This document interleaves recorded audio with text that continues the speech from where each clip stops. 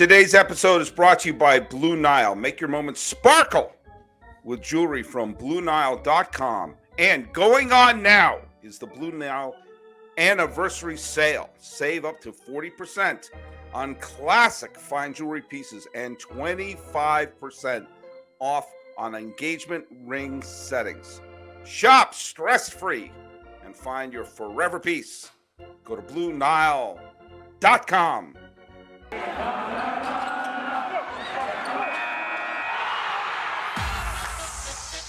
You are Locked On MLB. Your daily MLB podcast. Part of the Locked On Podcast Network. Your team every day. And hello, baseball fans, and welcome to the Locked On MLB, Locked On Diamondbacks crossover. It must be Monday with Millard. I am your host, Paul Francis Sullivan. Please call me Sully. Right over there, that's Millard Thomas. He is the host of Locked On Diamondbacks. So we get together every week to chat about baseball and the state of the game. And man, oh man, it is the mid-season part of the year, and we're going to reflect. We're going to reflect on who we think should win certain awards. We're going to reflect on who is going to surprise us this October. Oof. And we are going to reflect on the fate of one of the game's great superstars who's playing in a lineup so thin that Millard and I could be platoon. We could platoon it. We wouldn't start, but we would platoon. Off the board. Hey Millard, where do people find you on the social media? Hey, just follow me on Twitter, personal account at CreatorsThomas24. And if you want to follow the show account, just look up Locked On Diamondbacks on both Twitter and Instagram. Just type it in that little search bar. I'm sure you can find the podcast handle. And you can find us at Locked On MLB Pods at both Twitter and Instagram. Look down there. That's my handle, Sully Baseball on Twitter, Sully Baseball Podcast on Instagram. So if you listen, the show I did just prior to this, I recapped the games that happened over the weekend and the fact that you know how I said it's never the wrong time in the year to win a week's worth of games. Oh, yeah. Favorite phrase you got. Well, it's never the wrong time of the year to win 2 weeks worth of games. That's what the Seattle Mariners wound up doing. And, the Baltimore Orioles, too, even though they lost the final game there to Tampa, finishing the season at even 500. Man, that is quite a turn of events in Baltimore. We had Dan Rodricks of the Baltimore Sun on a podcast that I dropped on this Saturday. We had a great conversation. He is one of the absolute stalwarts of the Baltimore media. He's had a column for the last 45 years in Baltimore, and he's a friend of the podcast, and we talked a little bit about the Orioles. But, hey, it's the midseason. I'm not officially. Officially, we've passed the midseason, but this is the midpoint. This is where we take a little break and we can reflect. And, Millard, let's talk a little bit. We talked a little bit yesterday.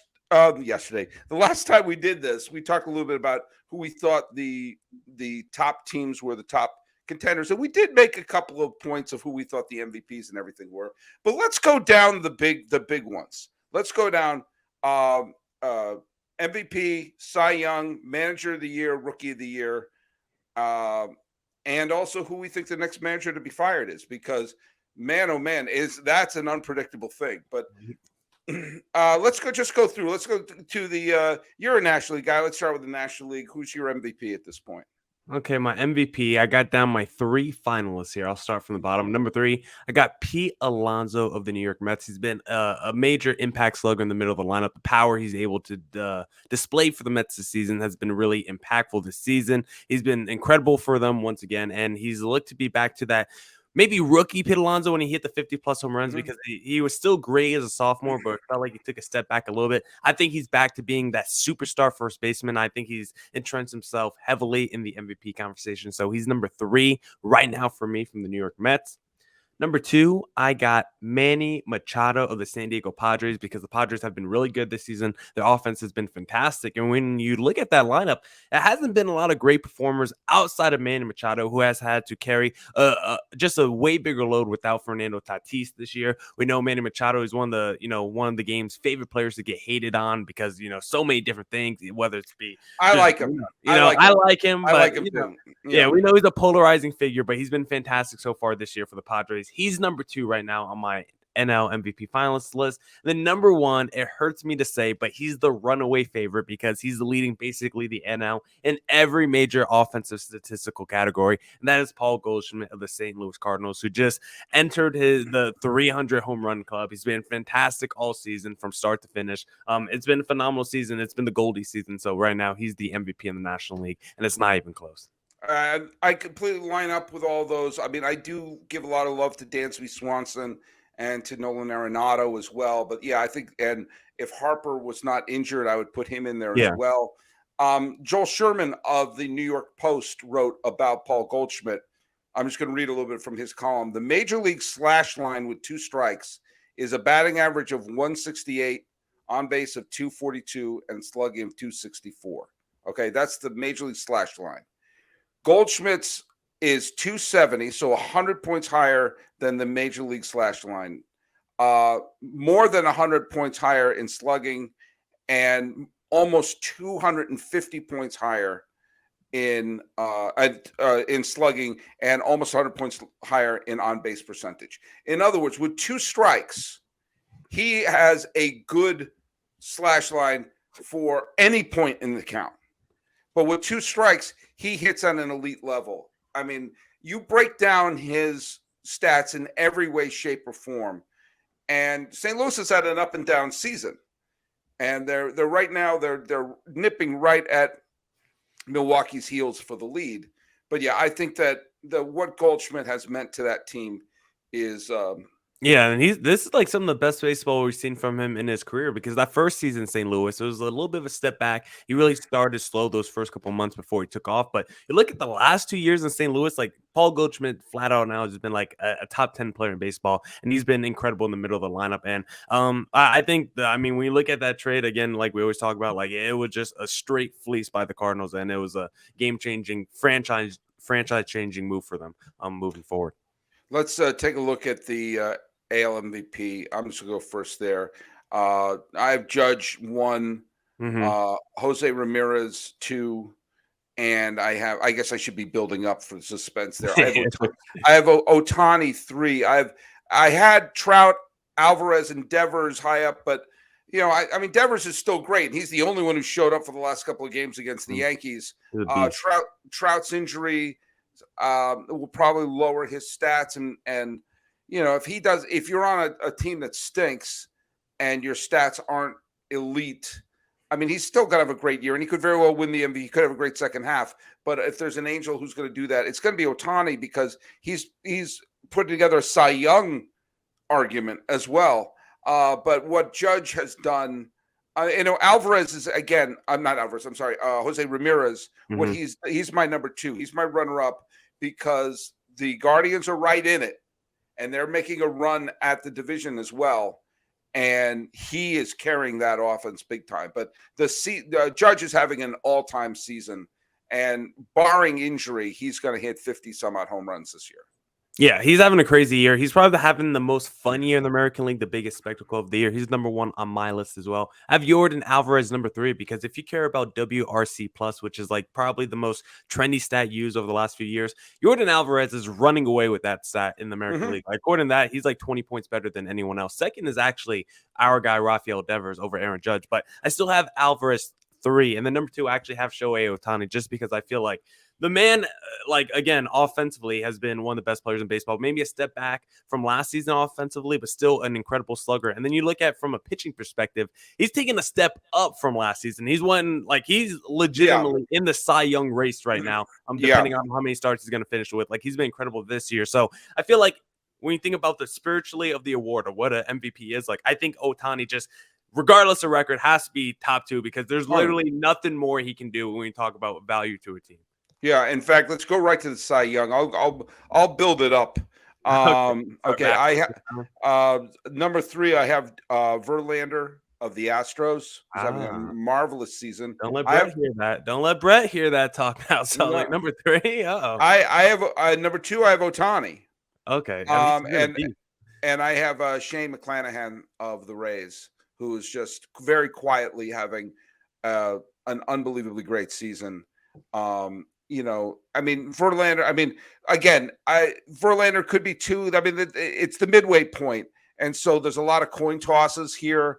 I have Ohtani high up there just because he's not blessed with a great lineup nor a great bullpen around him.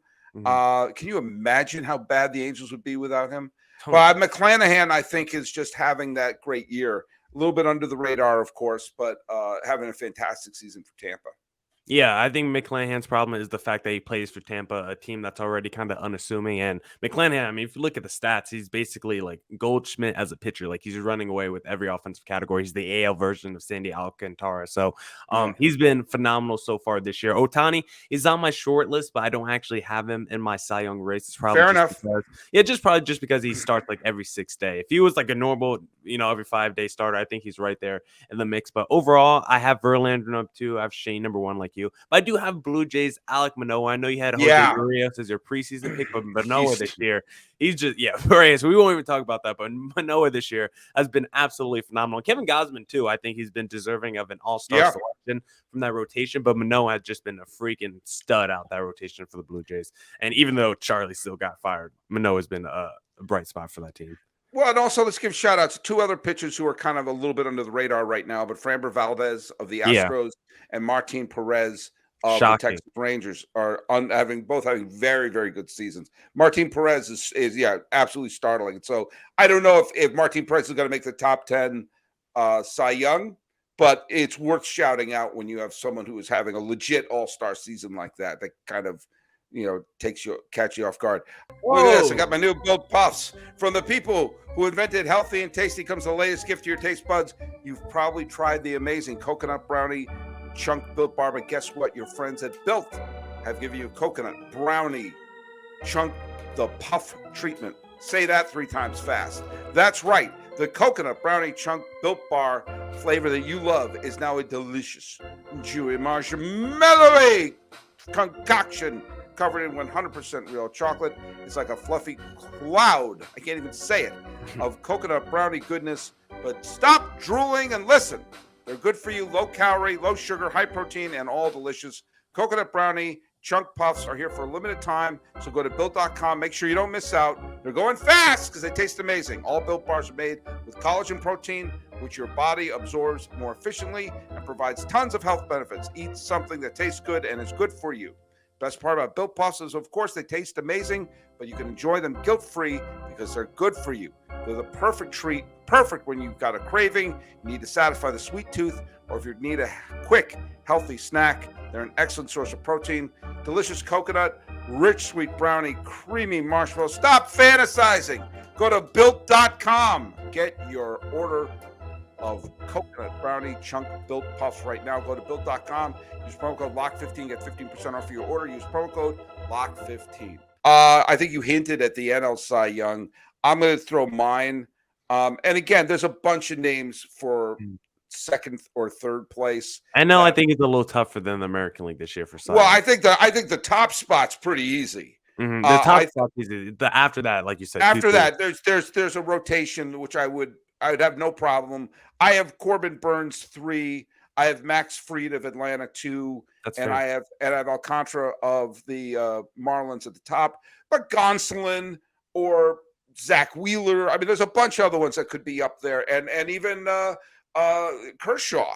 I mean, a lot of these pitchers are having unbelievably great years, but Alcantara with the Marlins, he's running away with it, in my opinion. Yeah, I got Sandy 1, 2. I got Burns number 2 for me, and then I actually have Carlos Rondon number 3 who was almost not even made the All-Star team if it wasn't for injury, and he's number 3 on my Cy Young list because he's been phenomenal when it comes to strikeouts, run prevention this year for the Giants. And with Kevin Gausman leaving, like, we know Rondon has had like a kind of a checkered history when it comes to injuries and stuff, but he's been healthy and he's been worth that contract, which was the value at the time of the offseason. So that was a huge pickup for the Giants. Yeah. I mean, again, I have no problem with any of those. I would have no problem with the cluster of pitchers from 2 to 5 in the vote. It's just the vote at number 1 is, to me, pretty. It's running. It's pretty clear. Okay, let's go to a really tough one right now. At least tough for me because there are 2 that are right at the top for me. So I'm going to do AL Rookie of the Year. Let's hear Okay. yours, because I have two that are basically a coin flip at this point. Okay. For number 3 on my finalists, I got Bobby Witt Jr. of the Royals, who's had a pretty good season. I mean, he's a rookie, but he's got around 750 OPS, double-digit home runs, double-digit steals, showing basically all the tools he has. He's flashed this year.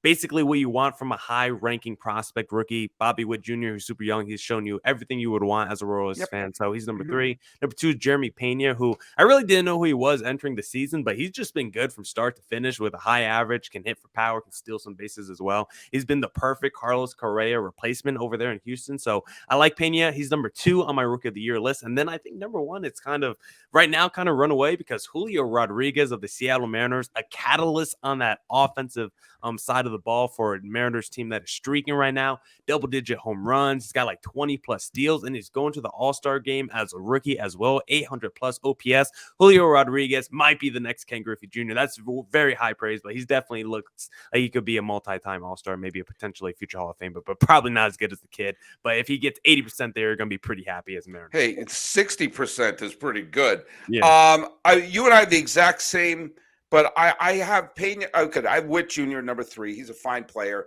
and he's having a good rookie year. I have Pena 2 and Rodriguez 1. I'll tell you why I have mine so close. Just by pure numbers, Rodriguez is the pick. I mean, and also by the fact that right around the time he started catching fire, the Mariners caught fire too. And that the fact they're on this unbelievable streak, and he hit a huge grand slam the other day against Texas. He's always in the middle of everything, stealing bases, playing great defense. He's everything that they were that as advertised. Yeah. So he is you and I agree. The reason why I have to sort of look at it a little. I don't think it's the runaway, like say, Goldschmidt with the MVP, is the fact that Pena had to fill in for Correa. Correa's gone. The guy who really was the keystone of that team, who really got it. And even when the Astros became the great villains of baseball, he was the one who kind of was like, okay, that's who we are. Then that's who we are. Then let's not fight it. Let's get back to the World Series and prove. And with everyone scrutinizing us and watching our every move, we're going to go back to the World Series anyway. He seemed to relish the bad guy role, but also relish playing for Houston, all these things. And when he left, I thought that was going to be too much of a kick in the crotch for the Astros to truly recover from. And Pena has stepped in, and the Astros haven't missed a beat. And I know that's maybe a little subjective, but I really think the fact that he had that burden and that he's played so well, I have to give him a ton of credit. Rodriguez is still my pick, but I don't want to overlook what Pena has done for the Astros for this season. No, it's been tough. I mean, when you talk about shoes to fill, like Carlos Correa was a face of that franchise. He was homegrown, a heartbeat of the lineup, great defensive player, was one of the clutchest postseason players that team has had. And for Pena to immediately step in from day one and just have immediate success and basically look like a replica version of Carlos Correa at the shortstop position has been a revelation for Houston. But speaking of Julio Rodriguez, one thing, if I had to grade it on the curve for him, like, the pressure coming into the season after watching Jarred Kelenic, I think the previous season as a high-ranking rookie really struggle. I think that that could have put some unnecessary pressure maybe on Julio Rodriguez. Maybe like, can I really do this after seeing the top guy struggle last year? And the fact that he's able to step up to the moment and actually exceed expectations so far as a rookie after seeing the way Jarred Kelenic has struggled, I think the contrast there between those two players has been a really interesting storyline to follow from the Seattle Mariners this year. No, I don't. I'm not taking anything away from Rodriguez. Having a wonderful year. Yeah, I just want to make that point. Okay, quickly, let's go to the NL Rookie of the Year. This one also has I don't know. There's a couple of really good ones in there. My number 3 is Spencer Strider, who is pitching very well for the Atlanta Braves, giving them that depth they need in the rotation. Especially, they're trying to make a run at it, and they're making a run at the Mets, who they lost on Sunday, but that seems like the first time they've lost in a month. And my number 2 is Mackenzie Gore, who has had some big games for San Diego. But I have Michael Harris II from Atlanta, who he's had a great defensive center field, has allowed them to play Acuna elsewhere, and to give them that depth in the outfield. And basically when he was called up, the Braves have been the best team in baseball. If you look at I mean, I hate to use terms like it, but like I do the same thing with Rodriguez. When Rodriguez stepped in and really started catching fire, the Mariners can't be stopped. When Harris really started injecting himself into the lineup, the Braves have looked like the defending World Series champions. So I have Harris as my my leader. But if Mackenzie Gore has a great second half, he could definitely take it too. Yeah, Mackenzie Gore started really hot when he first came up. He's cooled off a little bit, but I think that's still. He had a great game the other day, though. He had a very good game the other day. I won't disagree with any of what you said so far. I think for my number 3, I'm projecting a little bit of where I think he's going to finish in the standings, and it's also a little bit of a homer pick, I'll admit, but I'm putting Alec Thomas number 3, who's been a pretty good rookie so far this year. Maybe you could say someone like Mackenzie Gore's been a little bit better this year than him, but since Alec Thomas has been called up, the D-backs defense has really taken off. What he's been able to do in center field, he's been robbing home run catches, making full-out diving plays. Like he's saved so many runs for the D-backs this year so far.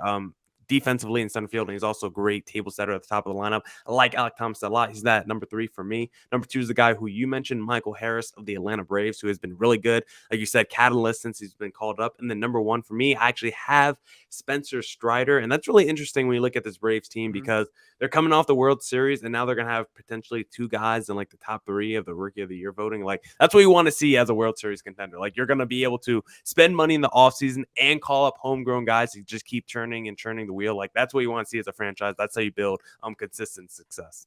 All right. Well, let's go to Manager of the Year. Right now, my number 3 is Scott Service, based on the turnaround the Mariners did. I like it. My number 2 right now is Aaron Boone. And my number 1 is Dusty. But I think that's really, they could go either way on either one of those. Everyone was wanting to fire Boone last year, and they're playing unbelievably great. And I have to eat a ton of crow about it. I didn't think they would be able to have a great season. I like what Dusty, ironically, I like what Dusty's done with the pitching staff, which he's always been crapped on his whole life. But, when you lose a player like Correa, and the team is getting a little bit older, and still you take control of the division. Right now, I mean, again, it's either or. Depends on what day you ask me. But right now, it's going to be between Boone and Baker, 2 heavily scrutinized managers. Even though Dusty has won the Manager of the Year several times, it's going to be one of those 2.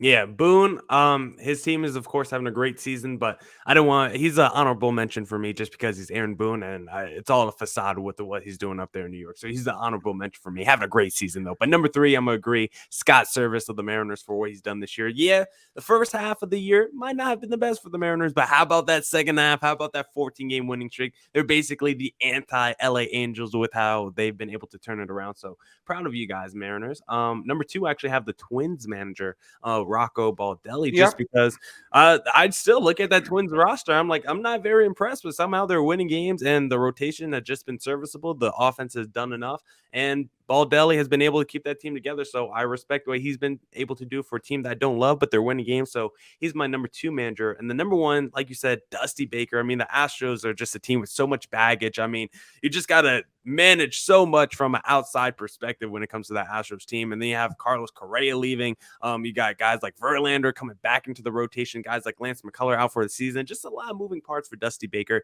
He's able to manage all those moving parts. And the Astros, I mean, we feel like the Yankees are the runaway team in the American League, but there's like a 2-game difference between both of those teams. Yeah. I mean, the run differential is a lot bigger for the Yankees, but in terms of production on the field, both of those teams are a lot closer than what people, I think, realize when you talk about them National League. So Dusty Baker is my number 1 for Manager of the Year right now in the American League.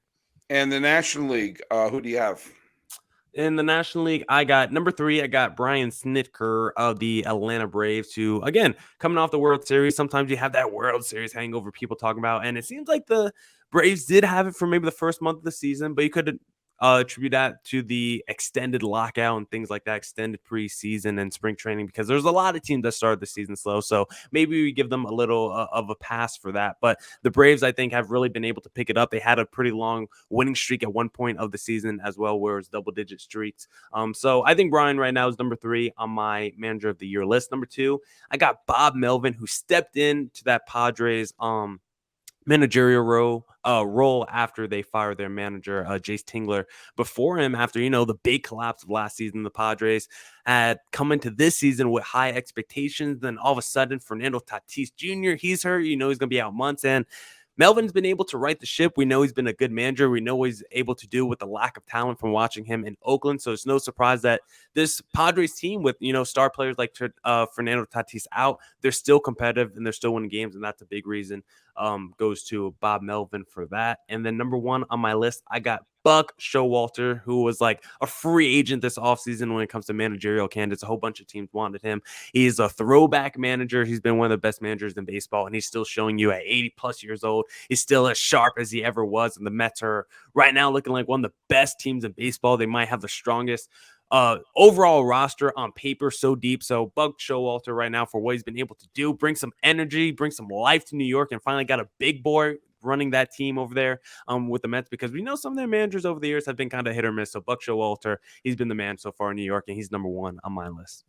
I have Bob Melvin. There's so many former Diamondback managers I'm going to mention here, but I have Bob Melvin at 3, dealing with the injuries and everything with San Diego. Snitker, I have it 2 for a lot of the same reasons you have. No disrespect to Dave Roberts, but I just think he just has some of these others have a harder job. And I have Showalter at the top. I mean, he had both DeGrom and Scherzer injured at the same time, with the Braves going a major winning streak, and they never surrendered first place. I mean, that to me, if that's not the reason to do it, I don't know what to tell you. I don't know what to tell you. But you know what? The way that they're going, they're building some great memories. And maybe there's Met fans are going to get themselves a ring. Uh-oh. And guess what? What? If you're looking for a ring, and if you want to pop the question or you're celebrating a milestone moment, find jewelry as unique as the one you love with the modern convenience of online shopping at BlueNile.com. Guess what? Blue Nile has simple online tools that let you choose the diamond shape, size, and clarity, as well as the setting style. Hey, guess what your pal Sully is doing this upcoming weekend? What are you doing? I'm officiating a wedding. Whoa. And I hope that the bride and the groom took care of their rings at BlueNile.com. Then again, the wedding's a week away. So if they're just dealing with the rings now, then man, they are a little bit out of control. But you know what? They could be having trouble choosing. That's why you go to the jewelry experts who are on hand 24/7, available via phone or chat to help you find a memorable gift at any budget. Make your moment sparkle with jewelry from BlueNile.com. And going on now is the Blue Nile Anniversary Sale. Save up to 40% on classic fine jewelry pieces and 25% off on engagement ring settings. Plus, every order is insured, ships for free, and arrives in discreet packaging that won't give away what's inside. Shop stress-free and find your forever piece. Go to BlueNile.com today. Hey, why don't you talk to us a little bit about the NFL? Yeah. Which NFL stars move the betting line the most? Starting July 18th, Locked On gives you the 50 most valuable players in the NFL from the odds makers at BetOnline. Available July 18th on Locked On NFL, wherever you get your podcasts, and on YouTube. We had a fun podcast going on here. Millard Thomas, where can people find you? At Creator Thomas 24 for my personal account. Look up Locked On Diamondbacks to both Twitter and Instagram for the podcast handle. We're on all your podcasting platforms and on YouTube, Locked On Diamondbacks. And you can find me at Sully Baseball on Twitter, Sully Baseball Podcast at Instagram, and the shows at Locked On MLB pods on both Instagram and Twitter. So much for the shorter show. But hey, we're having fun here. We're going to have a great week of podcasts. This has been the Locked On MLB, Locked On Diamondbacks crossover for the 18th day of July 2022. I'm your host, Paul Francis Sullivan. Let's fist bump and call it a show. Boo.